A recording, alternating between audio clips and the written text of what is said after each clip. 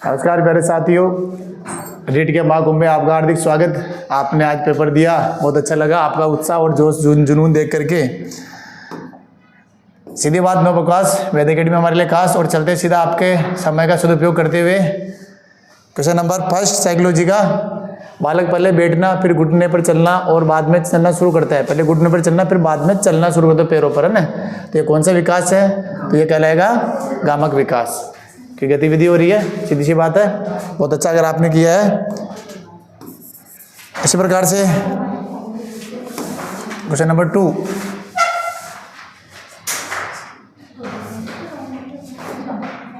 शिशु पहले कंधे, फिर कोहनी, फिर कलाई, फिर अंगुलियों का प्रयोग किसी वस्तु तक पहुंचने के लिए करता है। जब हम किसी को कोई चीज देते हैं ना, तो पूरा उस चीज को प्राप्त करने की कोशिश करता है। तो आपको पता है विशेष सामान्य जबड़ी कुछ नहीं, इसे हम कहेंगे प्रोक्सिमो डिस्टल, केंद्राभिमुख, केंद्र से बिंदु की ओर, है ना, पढ़ा ना अपने। तो यहाँ पर जरूरी नहीं आपको हिंदी में नाम, इंग्लिश में भी नाम आया हो, ऐसे कैसे क्वेश्चन आए हुए, ये शब्द आए हुए। इसलिए मैंने कहा ना, अंग्रेजी के बच्चों को साइकोलॉजी में फायदा रहेगा। ठीक है, चलो आगे चलते हैं। लेकिन ऐसे नहीं कि हिंदी वालों नुकसान रहेगा, आपको अपना वो काम है अच्छी तरीके से करना है, कोई दिक्कत वाली बात नहीं है। थोड़ा छोटा कर लेते हैं, फिर चलते हैं ऊपर। तीसरा, बालक समाज के बारे में कम दुखी होता है जबकि किशोरों में विकसित हो जाती है। बालक जो होता है, छोटा बच्चा, समाज के बारे में ज़्यादा दिक्कत नहीं करता, अपने मस्ती में रहता है। लेकिन जैसे जैसे वो बढ़ता जाता है, उसमें सामाजिकता की भावनाएं उसमें बढ़ती जाती है, यानी सामाजिक संचेतना होती है उसकी बढ़ती जाती है।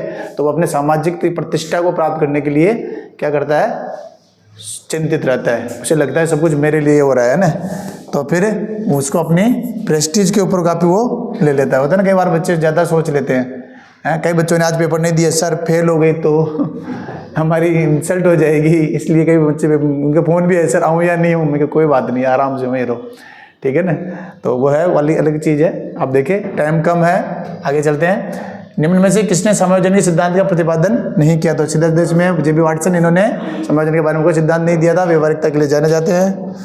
फिर आगे चलते हैं अपन, विकास और अभिवृद्धि के संदर्भ में असत्य है। मैं फिर आपको मैं बताना चाहूँगा, पहले बच्चों आप पेपर देने जा रहे हैं, आपका पेपर बहुत ही पास है। शिवरात्रि, भगवान शंकर के, भोलेनाथ के त्योहार के साथ ही आपका पेपर है। ध्यान रहे, असत्य और सत्य कन्फर्म में 1 या 2 प्रश्न से गलत होते हैं कई बच्चों के, इस पर बहुत बहुत फोकस करना, ठीक है ना। और खास तौर से इनको पढ़ने के लिए मैंने कहा था क्या इन दोनों में चेंज हो रहा है, पढ़ो।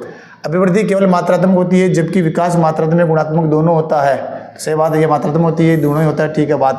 अभिवृद्धि एक पक्षीय होती है जबकि विकास बहुपक्षीय होता है, ये भी बात सही हो गई। विकास में अभिवृद्धि शामिल होती है, विकास में अभिवृद्धि शामिल होती है, ये भी बात सही है। विकास और अभिवृद्धि सतत रूप से आजीवन पर्यंत चलते हैं, बिल्कुल गलत। अभिवृद्धि एक समय के बाद रुक जाती है जब विकास चलता रहता है, इसलिए आंसर क्या हो जाएगा? डी हो जाएगा, ठीक है ना। समझ में ये बात जो समझाना चाह रहा हूँ है? छोटी सी चीज में उसने गड़बड़ कर दी, आपको छोटे से पॉइंट भी पकड़ करके रखना है कि वो तो ये चाहेगा। फिर मैं आपको बता दूं कि एग्जामिनर आपको पास करने के लिए एग्जाम नहीं ले रहा है, एग्जामिनर आपको फेल करने के लिए एग्जाम ले रहा है। हालांकि पात्रता परीक्षा है, ज़्यादातर वो पास ही करना चाहेंगे, पेपर लेवल सामान्य रहेगा, कैसे रहेगा वो तो आ जाएगा 2-3 दिन में। लेकिन फिर भी आपको ध्यान रहे, अच्छी मेहनत करके जानी है। Totem and taboo Sigmund Freud ने लिखी है, ठीक है ना। कोई बात नहीं, आपने पहले नहीं सुना बच्चे के, सर हमने अब तो सुन लिया ना, अब याद हो जाना चाहिए, ठीक है ना। क्या पता क्या रहे एग्जाम में, लेकिन किताब अगर नाम आ जाए तो टोटेम एंड टेबू अच्छी किताब है, देखना। फिर किस अधिगम सिद्धांत में प्रतिवर्ती व अनैच्छिक व्यवहार के सिद्धांत को बताएगा। देखो बहुत प्रश्न ज्यादा क्यों नहीं। अनैच्छिक क्रियाएं कौन सी में होती है? कहाँ लार टपकती है? इच्छा होती है कि लार टपकाने की? अपने आप टपकती है ना लार, है शब्द को पकड़ो ना, है लार किस में टपक रही है? प्राचीन जमाने से टपक रही हुई, नए जमाने से टपक नहीं रही है। गुलाब जामुन का नाम लेते हैं, अभी 2-4 के देखो आगे देखो लारा ना, तो वही चीज है। आपको ज्यादा सोचना नहीं है, पेपर को इजी वे में लेना है, बिना डरे आपको क्या करना है? पेपर करना है। और यार मैं बता दूं आपको कि अब की बार जैसे भी बच्चे कर रहे थे, तब एकदम से बच्चों से गलत भी हो गया था कि आपके वहां पर भी है ना ऑप्शन 5 होंगे, माइनस मार्किंग नहीं है, माइनस मार्किंग नहीं है। लेकिन अगर आप छोड़ देते हो, किसी ऑप्शन को नहीं पढ़ते हो, 5 ऑप्शन में नहीं पढ़ते हो, तो आपके माइनस मार्किंग होगी। इसलिए आपको अगर नहीं आ रहा है तो 5वां ऑप्शन भरना, तो 5 में क्यों भरे? कम से कम 4 में से 1 तो भरे, क्या पता सही हो जाए। ये 5 ऑप्शन ऐसे दे, लेकिन ध्यान रहे, लेकिन फिर भी आपकी इच्छा हो नहीं मैं तो एक नोटा में दे के आऊँगा बोर्ड के, तो मैं तो किसी को नहीं नोटा में दूँ, तो आप 5 भर के आ जाना, माइनस मार्किंग तो मत करवाना कम से कम, ठीक है ना। आगे चलते हैं, निम्न में से व्यक्तित्व मापन की एक आत्मनिष्ठ विधि है। आत्मनिष्ठ विधि है व्यक्ति इतिहास विधि। आत्मनिष्ठ विधि के अंदर एक ही मात्र विधि यहाँ की व्यक्ति इतिहास विधि। आगे चलते हैं, नाच न जाने आंगन टेढ़ा, मतलब अपनी गलती को क्या करते हैं अपन किसी दूसरे ऊपर डाल देते हैं। सर आपने इतना लेटेस्ट लेट लिया, अब तो एग्जाम ही आ गया, अब दे करके क्या करेंगे। पहले संडे में लेने के लिए कहा देगा सर अभी तो टाइम है बाद में दे देंगे। वो बच्चा 27 तारीख 28 तारीख को भी कहेगा सर इस साल तो मैं ऐसे दे रहा हूँ एग्जाम, अगली बार पक्का दूंगा, मेरा तो फर्स्ट ईयर है या सेकेंड ईयर है इसलिए। खैर कोई बात नहीं है, ये होता है प्रक्षेपण, है ना, अपने गलती को किसी दूसरे के ऊपर थोप देना। ये सारे बहाने हम पिछले 15 साल से सुनते आ रहे हैं। वो सोच रहे हैं कि ये बढ़िया बहाना है, लेकिन याद रखो छावा मूवी में कहा भी गया ना, उसका डायलॉग है? तो याद रहे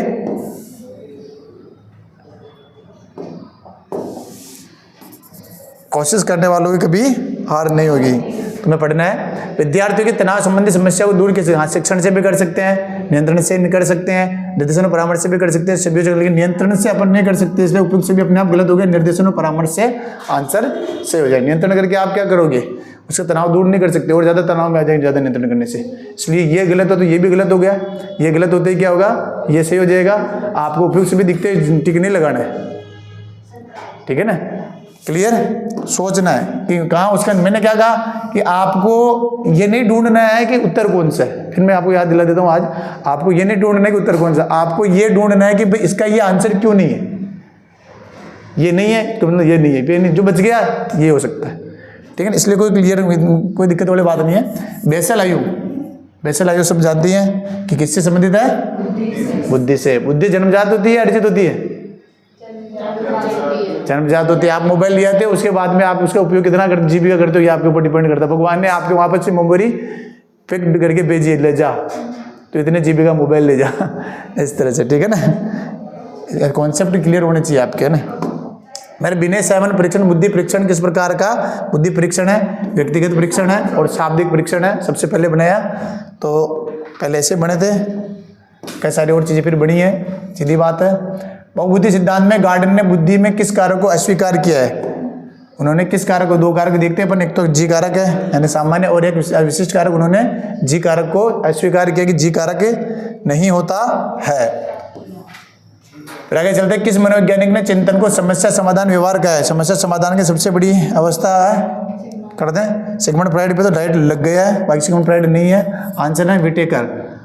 विटेकर एक नए वैज्ञानिक है, नाम याद रहे इसलिए मैंने दिया है कि इनमें से कोई नहीं है। आप बोलोगे ये तो मैं हमने कभी नहीं पढ़ा, इसलिए ध्यान रखना, चिंतन में से प्रश्न ऐसे आते हैं घूम करके, ठीक है ना। फिर आगे चलते हैं, हाँ बेटा। फिर किस भोजन विकृति में व्यक्ति को मोटे होने का डर बना रहता है, जीरो फिगर। लड़कियां सुन रही है ना बेटा, हाँ। तो अतः लगभग खाना बंद कर देता, मैं तो सर आधी रोटी कहूँ। अब आपको एग्जाम देना है और 12-12 घंटे पढ़ना, आधी रोटी से क्या होगा।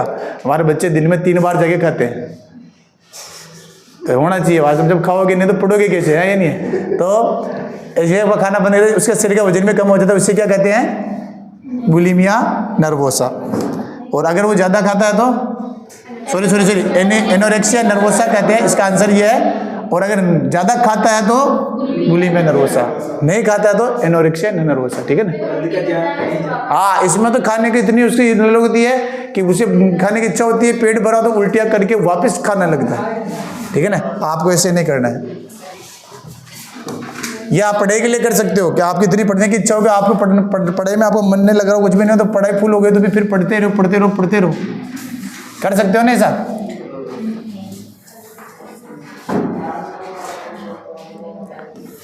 अजमेर सेंटर है आपका, किसी का बिलवाड़ा सेंटर है, समय पर निकल जाए, 1 घंटे पहले आपको निकलना है। और वहाँ तो 1 घंटे पहले पहुँचना है, सॉरी निकलना नहीं, 1 घंटे पहले पहुँचना है हर हालत में। साफ लिखा है उनमें कि 2 घंटे पहले आपको 2 घंटे पहले आराम से आप अंदर जा इसको, तो आप 1 घंटे तो पहले तो हर हालत में पहुँचना, उसके बाद एंट्री बंद है। और आपको अपने आईडी की एक फोटोकॉपी भी साथ में लेके जानी है और ओरिजिनल आईडी भी लेकर के जानी है, और साथ में पेन, एग्जाम देने के लिए। आज एक बच्चा तो पेन हमारे से लेके गया, सर पेपर है पेन दे दो, ठीक है ना, ऐसा नहीं हो, ठीक है ना। फिर निम्न में से कौन सी प्राकृतिक अभिप्रेरणा, प्राकृतिक अभिप्रेरणा नहीं है। देखो अब मैंने भी बोल दिया है, तो आप में से कोई एक दो बच्चे बोले सर नहीं है, तो है नहीं का ध्यान रखना। प्राकृतिक अभिप्रेरणा कौन सी नहीं है, प्रतिष्ठा प्राकृतिक में हर, बाकी प्यास है, सुरक्षा है, भूख है, ये सब प्राकृतिक अभिप्रेरणाएं पहले से ही जन्मजात होती है, ठीक है ना। फिर मेस्लो के आवश्यकता पदानुक्रम सिद्धांत में उच्चतम आवश्यकता कौन सी है, मुझे बताओ कि इसने सिद्धांत में कितनी चीजें बताई है, 5 बताइए टोटल है, इनमें सबसे ऊंची कौन सी है, महात्मा बुद्ध, महात्मा महावीर स्वामी, महात्मा सिद्धि की वहां पर पहुंच गए थे। आप भी कोशिश करो वहां तक पहुंच सकते हो, ऐसी कोई बड़ी बात नहीं है। नहीं, उसके लिए आपको क्या करना पड़ेगा, त्याग, बलिदान, तपस्या, और रेट देने की जरूरत नहीं पड़ेगी फिर बार बार है। फिर अधिगम करता, जो प्रश्न समझा, अधिगम करता कि व्यक्तिगत विभिन्नताओं की पूर्ति के लिए निम्न में से कौन सा चरण या पाद वांछनीय नहीं। क्या क्या किसी की व्यक्तिगत विभिन्नता के बारे में जानकारी करनी है तो उसके सामाजिक और आर्थिक स्तर की जानकारी करके अपन क्या करेंगे, कुछ नहीं करेंगे। बाकी सब चीजें उसकी योग्यताओं का आकलन करेंगे, उसके अनुदेशन हम जो दे रहे हैं स्पेशल वो उनका पता करेंगे, उसकी प्रतिभा है उसमें क्या है इसका पता करेंगे, वो कैसे ना सामाजिक और आर्थिक है उससे अपने कोई मतलब नहीं है कक्षा के अंतर्गत। चलते हैं आगे, क्वेश्चन नंबर 19। सामाजिक परंपरा, प्रथा, रीति रिवाज, संस्कृति आदि सभी को शामिल किया जाता है। साफ ही लग रहा है कि बाहर की चीजें ज्यादा पूछी गई है, साफ ही आएगा कौन सा मंडल, वर्त मंडल, ठीक है ना। ये मंडल किसने बताया, किस वैज्ञानिक ने बताया, आप दिखाना एक बार कमेंट, शाबाश, और आप कमेंट भी करना इस बात को, ठीक है ना। बच्चे बहुत सारे कमेंट करते हैं, मैं देखता रहता हूँ, पढ़ते रहते हैं, कमेंट करते हैं, हालांकि वीडियो पे नहीं करते, प्रश्न पूछते रहते हैं, उनकी समस्या का समाधान हम करते हैं कि क्या है सर इसमें ऐसे कैसे बताया जाता है। फिर फ्राइड ने दुश्चिंता को निम्नलिखित में से कौन सा प्रकार नहीं बताया, तो है कोई आतंकी दुश्चिंता तो होती नहीं, आतंक तो तुम सब फैलाते ही हो, आतंक आ रहा है तुम्हारे सामने, रीट का भी है, सब कितना शांत हो गए, पहले 5 दिन से लाइब्रेरी में किसी की आवाज़ नहीं है, हाँ सब अपने टाइम से आ रहे जा रहे, क्योंकि सब आतंक आ गया, किसका, रीट का आतंक है। ऐसा कोई आतंक नहीं है, क्या लेके पात्रता परीक्षा है, आराम से इजी वे में करे, ज़्यादा समस्या नहीं है, 60% से 50% तक अलग अलग सबके चाहिए, आप उतनी तैयारी करके जाए, और मेंस अगले 3-4 महीने में होगी या 5 महीने जब भी हो, लगभग आप उसकी तैयारी में इसके खत्म होते ही जुट जाए। राष्ट्रीय पाठ्यचर्या की रूपरेखा 2005 का उदाहरण निम्न में से किससे हुआ था, सभ्यता और प्रगति निबंध से लिया गया है या नहीं है, इसके रचयिता कौन है पता है ना आपको, वेरी गुड, रविंद्रनाथ टैगोर। इन्होंने क्या लिखा था, राष्ट्रगान या राष्ट्रगीत, आधे बच्चे तो करीब जैसे राष्ट्रगान राष्ट्रगीत अलग अलग होता है क्या, अलग अलग ही होता है बेटा, ध्यान रखना, ठीक है ना। आप भारत देश के निवासी, भारत की गरिमाओं का ध्यान रखें, हैं।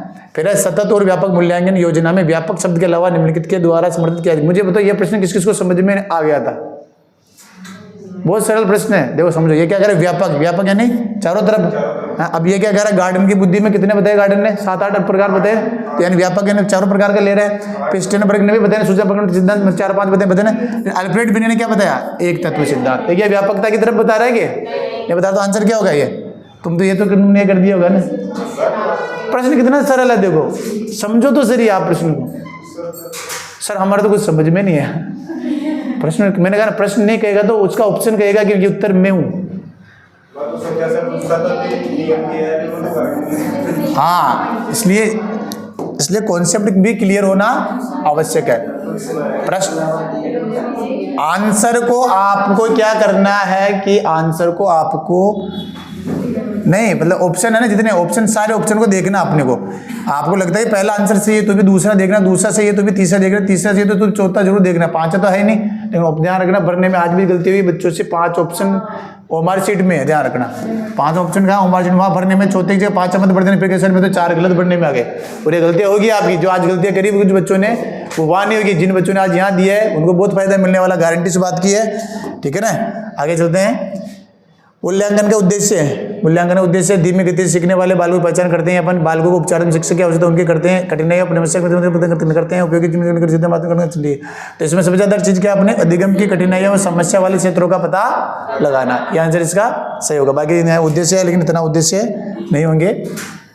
फिर आगे आएगा तो एक एक टॉपिक को अपन ने टच किया है, बाकायदा सारे टॉपिक लिखे मैंने कि ये टॉपिक है इसके अंदर, इस टॉपिक में से ये क्वेश्चन है, इस टॉपिक में क्वेश्चन। हालांकि एग्जामिनर अपने क्वेश्चनों का रेशो आगे ज़्यादा कर सकता है, कम ज़्यादा कर, हर यूनिट में से मैंने क्वेश्चन लिए हैं, वो आपको देखना है कैसे क्या नहीं। बाकी लगभग हर क्वेश्चन है, कुछ क्वेश्चन छूटे भी है तो एक आध टॉपिक छूटा भी है तो अगली बार आ जाएगा, कोई बात नहीं है। लेकिन मैं चाहता हूँ कि तुम इस बार ही रीड दो, अगली बार नहीं दो, बार बार देते रहो तो भी कोई प्रॉब्लम नहीं है, पात्रता परीक्षा है।